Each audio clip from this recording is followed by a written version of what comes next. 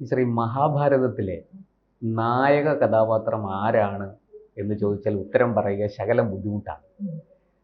ശ്രീകൃഷ്ണൻ അതിലെ ഒരു വളരെ പ്രധാനപ്പെട്ട ആളാണ്, ഒരു ഇതിഹാസ പുരുഷനാണ്. ഒരു കൃതി എന്ന നിലയ്ക്ക് നമുക്ക് ആ ചോദ്യത്തിന് ഉത്തരം പറയാൻ, മഹാഭാരതത്തെ വെച്ചുകൊണ്ട് ഉത്തരം പറയാൻ ബുദ്ധിമുട്ടാണ്. പക്ഷേ നമ്മുടെ മലയാളത്തിൽ MT വാസുദേവൻ നായർ രണ്ടാം ഊഴം എഴുതിയപ്പോൾ മഹാഭാരതത്തെ അധികരിച്ചുള്ള കൃതിയാണെന്ന് എല്ലാവർക്കും അറിയാം. അതിൽ അദ്ദേഹം നായകനാക്കാൻ ശ്രമിച്ചിരിക്കുന്നത് ഭീമനെയാണ്. പഞ്ചപാണ്ഡവരിൽ രണ്ടാമനായ ഭീമനെ ഉയർത്തി കാണിച്ചുകൊണ്ടുള്ള ഒരു സാഹിത്യ കൃതിയാണ് രണ്ടാം ഊഴം. ഈ ഭീമന്റെ യോഗ്യതയും അയോഗ്യതയും ഒക്കെ അവിടെ നിൽക്കട്ടെ, ഈ വ്യാസനോട് നീതി പുലർത്താൻ, അങ്ങനെ ഭീമനെ നായകനാക്കുന്നതിലൂടെ MT വാസുദേവൻ നായർക്ക് വ്യാസനോട് നീതി പുലർത്താൻ കഴിഞ്ഞിട്ടുണ്ടോ? ഒട്ടും തന്നെ കഴിഞ്ഞിട്ടില്ല എന്നാണ് പറയേണ്ടിയിരിക്കുന്നത്. കാരണം ഈ ഭീമനെ ഭീമനെ നായകനാക്കുന്നതിൽ MTക്ക് ഒരു ദുരുദ്ദേശമുണ്ട്. അത് നമുക്ക് പുസ്തകം വായിക്കുമ്പോൾ നല്ല വ്യക്തമാകും. അതായത് ഇപ്പോൾ ഒരു ഉദാഹരണത്തിന് നമ്മുടെ ഒരു കുടുംബത്തിൻ്റെ അകത്തെ പ്രശ്നം ചിലതൊക്കെ ഒരു കുടുംബത്തിലെ മറ്റ് ഫ്രണ്ട്സിനും മറ്റുള്ളവർക്കൊക്കെ കുറച്ചൊക്കെ അറിയാം. എല്ലാ രഹസ്യങ്ങളും ഒരു കുടുംബത്തിൻ്റെ അറിഞ്ഞൂടായിരിക്കും.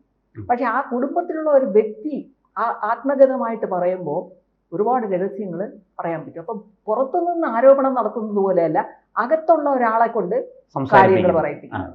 അതാണ് ഇവിടെ MT ചെയ്തിരിക്കുന്നത്. അപ്പൊ ഭീമനെ MTയുടെ ഉദ്ദേശം സൽക്കഥാപാത്രങ്ങളെയൊക്കെ ആക്ഷേപിക്കാന്നുള്ളതാണ്.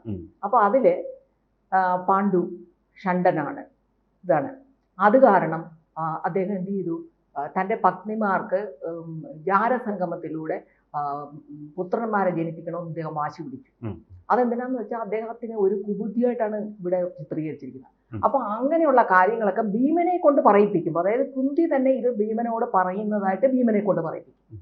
എന്നാൽ ഇത് വ്യാസഭാരതത്തിൽ അങ്ങനെ ഒന്നുമില്ല. വ്യാസഭാരതത്തിൽ എന്ന് പറഞ്ഞാൽ ഈ പാണ്ഡു മഹാരാജാവിനെ അതിൽ പറഞ്ഞിരിക്കുന്നത് വളരെ മേന്മയുള്ള ഒരു നല്ല ജനപ്രിയനായിട്ടുള്ള സത്യസന്ധനായിട്ടുള്ള നിഷ്കാമ സേവനം ചെയ്യുന്ന ഒരു നല്ല രാജാവായിട്ടാണ് നേരത്തെ പറഞ്ഞിട്ടുള്ളത്. അതുകൊണ്ടാണല്ലോ അദ്ദേഹത്തിന് ഒരു ശാപം കിട്ടിയപ്പോൾ, അല്ലെങ്കിൽ ഒരു അറിയാതെ തെറ്റുപറ്റിപ്പോയിട്ടും അദ്ദേഹം പശ്ചാത്തപിച്ച് അതിൽ രാജ്യം ഉപേക്ഷിച്ച് തപസ് ചെയ്യാൻ പോയി. അപ്പൊ ഈ സ്ത്രീകൾ കൂടെ പോയതാണ്, അവരും തപസ്സനുഷ്ഠിക്കാനാണ് പോയത്.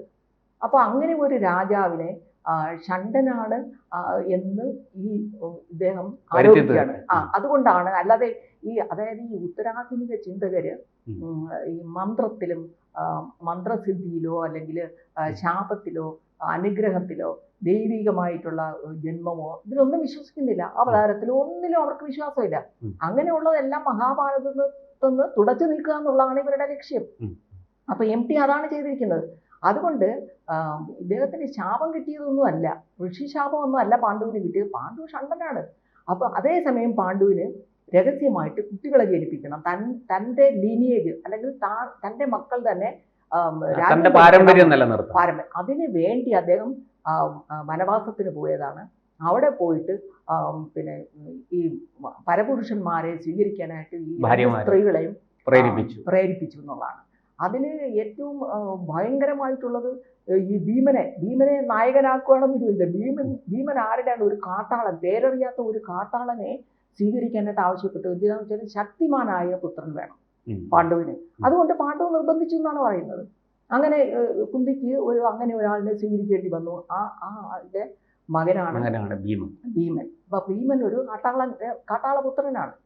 പിന്നെ കാട്ടാളപുത്രനായതുകൊണ്ട് യോഗ്യത ഇല്ല എന്ന് നമ്മൾ പറയുന്നില്ല, അങ്ങനെയൊന്നും അല്ല. MTയുടെ ലക്ഷ്യം അതല്ല, ഉദ്ദേശ്യം അതല്ല. അദ്ദേഹത്തെ ശരിക്കും പറഞ്ഞാൽ ഒരു വികൃതമായിട്ടാണ് വരച്ച് കാണിക്കുന്നത്, ഒരു ഹീറോ ആയിട്ടല്ല. ശരിയായ പിന്നെ ഒരു കാര്യമുണ്ട്, ഉത്തരാധുനികർക്ക് ഹീറോ എന്നും നായകൻ പ്രതിനായകൻ അങ്ങനെ ഒരു വ്യത്യാസം പാടില്ലെന്നാണ്. നായകൻ പ്രതിനായകനൊക്കെ ഒന്നാണ്. അതായത് നായകൻ എന്ന് പറഞ്ഞാൽ കുറെ തെറ്റുകുറ്റങ്ങളും മിനിമം കഞ്ചാവെങ്കിലും ഉപയോഗിക്കണം, ഇങ്ങനെയൊക്കെയുള്ള സിനിമകൾ ഇപ്പൊ പുതുതായിട്ട് ഇറങ്ങുന്നുണ്ട്. നായകന്മാർ പോലും കഞ്ചാവ്, അതുപോലെ മദ്യപാനികളും നായകര്, അത് പണ്ട് മോഡേൺ പീരീഡ് തന്നെ നമ്മുടെ സിനിമയിൽ ആദ്യകാലം തൊട്ട് തുടങ്ങിയിരിക്കുന്നതാണ്. അപ്പൊ ഇപ്പൊ ലേറ്റസ്റ്റ് എന്ന് പറയുന്ന കഞ്ചാവാണ്. അതുപോലെ നായകൻ പ്രതിനായകനുള്ള വ്യത്യാസമില്ല. അതുകൊണ്ട് ഈ ഭീമനെ ഇദ്ദേഹം വരച്ചിരിക്കുന്നത് ഒരു പ്രത്യേക രീതിയിലാണ്. നമുക്കൊരിക്കലും നായക വേഷം ആണ് ഭീമൻ്റെതെന്ന് പറയാൻ പറ്റില്ല.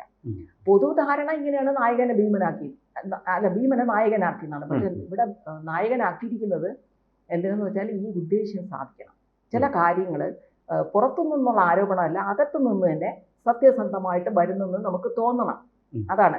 അപ്പൊ മഹാഭാരതത്തിലെ ഉള്ളുകളിയാണ് ഇതൊക്കെ എന്നുള്ള രീതിയിലാണ് പല ആൾക്കാരും എടുത്തിരിക്കുന്നത്. അപ്പൊ വിശ്വസനീയമാക്കുകയാണ്. അതിനാണ് ഭീമനെ ഇങ്ങനെ എടുത്തിരിക്കുന്നത്. വ്യാസൻ സ്വപ്നത്തിൽ പോലും വിചാരിക്കാത്ത കാര്യങ്ങൾ. വ്യാസന്റെ ഭീമൻ എന്ന് പറഞ്ഞാൽ വളരെ നല്ല നമുക്ക് ഇഷ്ടപ്പെടുന്ന ഒരു കഥാപാത്രമാണ്. കാരണം അദ്ദേഹത്തിന് ഏറ്റവും ബലിഷ്ഠൻ, 100 കൗരവരെയും കൊന്ന ബലിഷ്ഠനാണ് ആള്. എന്നാലോ നല്ല വിനയ സ്വഭാവവും അതുപോലെ തന്നെ മുതിർന്നവര്, യുവരാജാവും കൂടിയാണ്. യുവരാജാവാണ്, ധർമ്മപുത്രരുടെ നിഴൽ പോലെ. അതെ, അക്ഷരം പ്രതി അനുസരിക്കും. കാരണം തെറ്റ് ശരിയും പോലും നോക്കൂല. മുതിർന്നവരോടുള്ള ബഹുമാനമാണ് അദ്ദേഹം നോക്കുന്നത്. അതേസമയം അർജുനനും അർജുനനും യുധിഷ്ഠിരനും ഒക്കെ ശ്രീകൃഷ്ണൻ പറയുന്ന കാര്യങ്ങൾ പോലും സ്വയം മനനം ചെയ്ത് തർക്കിച്ചിട്ട് സ്വീകരിക്കത്തേ ഉള്ളൂ. കൺവിൻസ്ഡ് ആയാലേ അവരെ സ്വീകരിക്കും. പക്ഷെ ഭീമൻ അങ്ങനെയല്ല. ഭീമൻ അറിയാം ഈ അവതാര പുരുഷൻ പറയുന്നത് ബ്ലൈൻഡ് ആയിട്ട് അങ്ങ് സ്വീകരിക്കുന്നതിൽ യാതൊരു ദോഷവും വരില്ല. അത് ജരാസന്ധ വധത്തിലൊക്കെ നമ്മൾ കാണുന്നത്. അത് പലയിടത്തും അദ്ദേഹം എന്ത് പറയും അതുപോലെ ചെയ്യും. ഒരു അശ്വത്ഥാമാവിനെ ഒരു ആന ഉണ്ടാക്കിയിട്ട് യുദ്ധത്തിനടക്കി. അത് ശരിക്കും മണ്ണ് കൊണ്ടല്ല യഥാർത്ഥത്തിൽ സംഭവിച്ചത്. അശ്വത്ഥാമാവ് മരിച്ചെന്ന് പറഞ്ഞാല് ദ്രോണര് വിശ്വസിക്കും. കാരണം ദ്രോണര് അറ്റാക്ക് ചെയ്യുന്ന രീതിയിൽ ഇവര് അധർമ്മികൾ ജയിക്കും, ധർമ്മം തോൽക്കും എന്നുള്ള നിലയിൽ വന്നു. ആ നിലയിൽ വന്നപ്പോ ശ്രീകൃഷ്ണൻ പറഞ്ഞു ഇങ്ങനെ പോയാല് അവർ എന്നെ ജയിക്കും എന്നിങ്ങനെ പറഞ്ഞു. പിന്നെ അപ്പൊ ഇവരാലോചിച്ച് എന്താണ് വഴി. അപ്പൊ ഒരു വഴി ഭഗവാൻ പറഞ്ഞതാണ്, അശ്വത്ഥാമാവ് മരിച്ചു എന്ന് പറഞ്ഞാൽ ഇദ്ദേഹം യുദ്ധം നിർത്തും എന്ന് പറഞ്ഞു. ഇത്രയാണ് അദ്ദേഹം പറഞ്ഞത്. അപ്പോൾ ഭീമൻ എന്ത് ചെയ്തു? വേഗം പോയി ഒരാനയ്ക്ക് അശ്വത്ഥാമാവെന്ന് പേരിട്ട്. അവിടെ ആനകളൊക്കെ ഉണ്ടല്ലോ, പിന്നെ യുദ്ധരംഗത്ത്. ഒരാനയ്ക്ക് അശ്വത്ഥാമാവെന്ന് പേരിട്ടിട്ട് അതിനെ വധിച്ചു. എന്നിട്ട് വിളിച്ചു പറഞ്ഞു ഞാൻ അത് അശ്വത്ഥാമാവിനെ കൊന്നു. ഇതാണ് സംഭവിച്ചത്. എന്നിട്ട് അത് പിന്നെ ശ്രീകൃഷ്ണൻ ഇങ്ങനെ പറയുകയും ചെയ്ത് ധർമ്മപുത്രർ പറഞ്ഞാലേ അദ്ദേഹം വിശ്വസിക്കും. അതുപോലെ ധർമ്മപുത്രരെ കൊണ്ട് പതുക്കെ ഒന്ന് പറയിപ്പിച്ചു. അങ്ങനെ ആ സമയത്ത് ധർമ്മപുത്രർക്ക് അത് ഇഷ്ടപ്പെടുന്നില്ല ഇങ്ങനെ പറയേണ്ടി വരുന്നത്. അതുകൊണ്ട് അത് അദ്ദേഹം ഒരാനയാണെന്ന് ഉള്ളില്, അതായത് സ്വരം താഴ്ത്തി പറഞ്ഞു. അപ്പൊ ഇങ്ങനെയൊക്കെയുള്ള അതേസമയം ഭീമനെ സംബന്ധിച്ചിടത്തോളം കണ്ണുമടച്ച് പാലിക്കും. അത് കാരണം ശ്രീകൃഷ്ണനിലുള്ള ഭക്തിയും ആദരവും വിശ്വാസം അതാണ്. അതുപോലെയാണ് ജ്യേഷ്ഠൻ പറയുന്ന കാര്യങ്ങൾ. ഇപ്പൊ പാഞ്ചാലിയെ വസ്ത്രാപക്ഷേപം ചെയ്ത അവരെ വെറുതെ വിട്ടത് ആ സഭയിൽ വെച്ച് തന്നെ തിരിച്ചടിക്കണമെന്നായിരുന്നു ഭീമന്റെ ഇഷ്ടം. പക്ഷെ ജ്യേഷ്ഠനെ അനുസരിക്കുക, ആ അനുസരണയും വിനയവും എല്ലാം ഉള്ള ഒരാളിനെ ഈ 2-ാം ഊഴത്തിൽ നേരെ തിരിച്ചാണ്. അതായത് അദ്ദേഹത്തിന് ഭയങ്കര പൊങ്ങച്ചക്കാരൻ, അത്യാഗ്രഹി, താനാണ് എല്ലാവരെക്കാളും, അതായത് ജ്യേഷ്ഠനേക്കാളും മിടുക്കൻ, ഭരണാധികാരിയായിരിക്കാൻ താനാണ് യോഗ്യൻ. അർജുനന് എപ്പോഴും ഒരു ധീരത്വമാണ്. ധർമ്മപുത്രടുത്ത് പുച്ഛമാണ് ഈ 2-ാം ഊഴത്തിലെ ഭീമന്. അർജുനനെ എപ്പോഴും ഇകഴ്ത്താനാണ് ശ്രമിക്കുന്നത്. ശ്രീകൃഷ്ണനെ കിട്ടുന്നിടത്തെല്ലാം കളിയാക്കിയും കൊച്ചാക്കിയും സംസാരിക്കുക. അങ്ങനെ പിന്നെ സ്വന്തം മാതാവിനെ പോലും പുച്ഛിക്കും, പല കാര്യങ്ങളിലും പുച്ഛിക്കുകയും കുറ്റപ്പെടുത്തുകയാണ് ചെയ്യുന്നത്. അപ്പൊ ഭീമനിലൂടെയാണ് MT ഇതൊക്കെ ചെയ്യുന്നത്. അങ്ങനെ ഒരു ഭീമനെ നമുക്ക് സങ്കല്പിക്കാൻ പറ്റില്ല. വ്യാസൻ അങ്ങനെ സങ്കല്പിച്ചിട്ട് ഒരിക്കലും ഇല്ല. നേരെ വിപരീതമാണ്. ഭീമനെ ശരിക്കും പറഞ്ഞാൽ ഭീമൻ ഒരു ഹീറോ ആണ്. അതില് വ്യാസന്റെ ഇതില് നമ്മൾ ഭീമനെ പരിശോധിച്ചാൽ ഹീറോ ആണ്. പക്ഷെ ഇതില് വരുമ്പോ ഹീറോ ആക്കി ഒരു വീർന്ന രൂപമാക്കി വെച്ചേക്കുവാണ്. അദ്ദേഹത്തിന് ഇതില് 2-ാം ഊഴത്തിലെ ഭീമന് ഭയങ്കര അഹങ്കാരമാണ്. അതായത് യുദ്ധത്തില്, കുരുക്ഷേത്ര യുദ്ധത്തില് താൻ കാരണമാണ് കർണനിൽ നിന്നും മറ്റ് പാണ്ഡവരെ രക്ഷിക്കാൻ സാധിച്ചതെന്ന് പോലും അദ്ദേഹം വിശ്വസിക്കുന്നു. അത്രയ്ക്ക് പൊങ്ങച്ചക്കാരനും അതുപോലെ തന്നെ അസ്ത്രവിദ്യയിൽ അർജുനനേക്കാൾ കേമനാണ് താൻ എന്ന് വരുത്തി തീർക്കുക. അത് MT ആണ്. MTയും അങ്ങനെ ഭീമൻ വളരെ മുന്നിൽ നിൽക്കുന്നയാളാണ്. അത് ഗദായുദ്ധത്തിലാണ്. പക്ഷെ ഇവിടുത്തെ ഭീമൻ ഗദായുദ്ധത്തിൽ മാത്രമല്ല, ഈവൻ ചൂതുകളിയിൽ പോലും ധർമ്മപുത്രരെക്കാൾ മിടുക്കനാണ്. ധർമ്മപുത്രർ ഇങ്ങനെ ഒരു ചൂതുകളി ഭ്രാന്തനാണ്, സദാസമയം ചൂത് കളിക്കണം. അപ്പൊ ഭീമൻ ഇതിലേക്ക് പോകുമ്പോൾ വിളിച്ചിട്ട് ചൂത് കളിപ്പിക്കും. ആ സമയത്ത് അങ്ങ് വിട്ടുകൊടുക്കുമെന്ന്. കാരണം അങ്ങേർക്ക് അതാണ് ആകപ്പാടെ ഉള്ളത്, ഒരു കോൺഫിഡൻസ് ഇരിക്കട്ടെ എന്ന് പറഞ്ഞിട്ട് തോറ്റു കൊടുക്കുമെന്ന്. അതായത് ഈ ഭീമനാണ് ജയിക്കുന്നത്, പക്ഷെ ഭീമൻ തോറ്റു കൊടുക്കും ജ്യേഷ്ഠന്. കാരണം എന്താണെന്ന് വെച്ചാൽ അങ്ങേർക്ക് ഇത് മാത്രമേ ഉള്ളൂ, ഇത് ചൂതുകളി മാത്രമേ അറിയാവൂ എന്നുള്ള രീതിയിൽ പരമപുച്ഛവും നീരസവുമാണ്.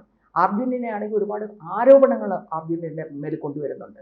അർജുൻ ഇതൊന്നും മഹാഭാരതത്തിൽ ഇങ്ങനെ ഒന്നുമല്ല. ഇവരെല്ലാം ഓരോരുത്തരും ശ്രേഷ്ഠ കഥാപാത്രങ്ങളായിട്ടാണ് മഹാഭാരതത്തിൽ പറഞ്ഞിരിക്കുന്നത്. പക്ഷെ ഇവിടെ പ്രധാനമായിട്ടും ഇദ്ദേഹം ലക്ഷ്യം വയ്ക്കുന്നത് ഭീമനെ ഇതുപോലെ വികൃത ജന്മമാക്കി മാറ്റുകയാണ്.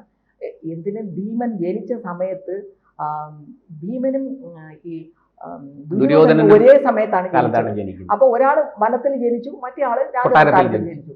ആ സമയത്ത് ഈ പ്രകൃതിയിൽ പല അപശകുനങ്ങളും ഉണ്ടായി. ആ സമയത്ത്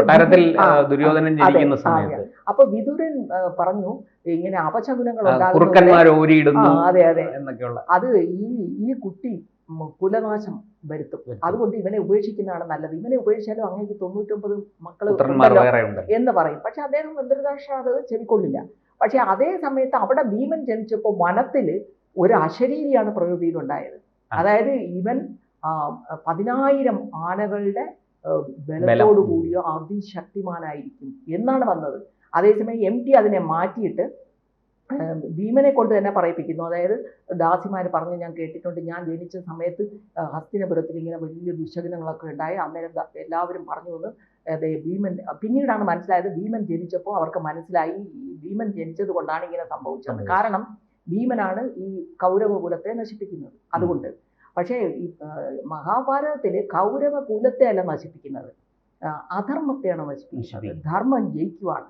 അതേത് സമയം MTക്ക് എന്ന് പറഞ്ഞാൽ MTയുടെ നാട്ടിലൊക്കെ കണ്ടിട്ടുള്ള ഏതെങ്കിലും ഒരു കൂട്ടുകുടുംബത്തിന്റെ ലെവലിലേക്ക് കൂട്ടുകുടുംബത്തിലുണ്ടാകുന്ന കലഹമായി, രണ്ട് കുടുംബങ്ങൾ തമ്മിലുള്ള കലഹമായി അതിനെ ഈ മഹത്തായ ഒരു ഇതിവൃത്തത്തിനെ അതിൽ കൊണ്ടുവന്ന് അടച്ചിട്ടിരിക്കുകയാണ്. അപ്പൊ അതുകൊണ്ട് അദ്ദേഹത്തിനെ സംബന്ധിച്ചിടത്തോളം എന്താണ്, മനുഷ്യർ തമ്മിൽ അടിക്കുന്ന അങ്ങോട്ടും ഇങ്ങോട്ടും, സഹോദരങ്ങൾ അല്ലെങ്കിൽ കസിൻസ് തമ്മിലുള്ള അടിയാണ്, സ്വത്ത് തർക്കം, വെറും സ്വത്ത് തർക്കം. പക്ഷേ മഹാഭാരതം എന്ന് പറയുന്നത് അവിടെ ഇതൊന്നുമല്ല. അവിടെ ഒരു വലിയ ലോകർക്ക് പോലും പാഠമായിട്ടുള്ള ഒരു കാര്യമാണ് ധർമ്മവും അധർമ്മവും തമ്മിലുള്ള ഫൈറ്റ്. ലോകം മുഴുവനും വ്യാപിച്ചു നിൽക്കുന്ന ഒരു ക്യാൻവാസ് ആണ്. അത് ഈ പറഞ്ഞതുപോലെ കൂടുതൽ ഈ പാത്ര നിർമ്മിതി, MT വാസുദേവൻ നായരുടെ പാത്ര നിർമ്മിതി എനിക്ക് തോന്നുന്നു രണ്ടാമൂഴത്തിന്റെ ആ രണ്ടാമൂഴം എന്ന കൃതിയിൽ ഓരോ അദ്ദേഹം രൂപം കൊടുത്തിരിക്കുന്ന ഓരോ കഥാപാത്രങ്ങളെ കുറിച്ചും വളരെ ആഴത്തിൽ പഠിക്കേണ്ടതുണ്ട്, നിരൂപിക്കേണ്ടതുണ്ട് എന്ന് തോന്നുന്നു. അതിനെ ഈ വ്യാസഭാരതവുമായിട്ട് താരതമ്യം ചെയ്ത് കൂടി വേണം മുന്നോട്ട് പോകാൻ എന്നാണ് എനിക്ക് തോന്നുന്നത്. എന്തായാലും നമുക്ക് വരും ദിവസങ്ങളിൽ അതിനെക്കുറിച്ച് കൂടുതൽ വരുന്ന എപ്പിസോഡുകളിലൊക്കെ നമുക്കതിനെക്കുറിച്ച് കൂടുതൽ പരിശോധിക്കാൻ ശ്രമിക്കാം.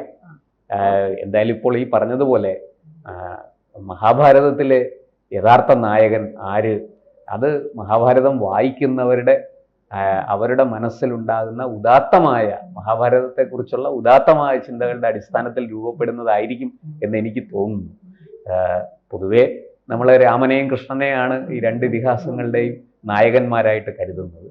ഇവിടെയും മഹാഭാരതത്തിലും ശ്രീകൃഷ്ണന് ആ സ്ഥാനം ലോകം കൽപ്പിച്ചു കൊടുത്തിരിക്കുന്നു. അതിനെ മാറ്റിമറിക്കാൻ MT ഒരു വിഫല ശ്രമം നടത്തിയതായിട്ടാണ് എനിക്ക് തോന്നുന്നത്. വരും ദിവസങ്ങളിൽ അതിനെക്കുറിച്ച് കൂടുതൽ നമുക്ക് വിശകലനം ചെയ്യാം. നന്ദി, നമസ്കാരം. കൂടുതൽ വാർത്തകളും വിശേഷങ്ങളും നിങ്ങളിലേക്ക് എത്താൻ ABC മലയാളം സബ്സ്ക്രൈബ് ചെയ്യുക, ബെൽ ബട്ടണും അമർത്തുക.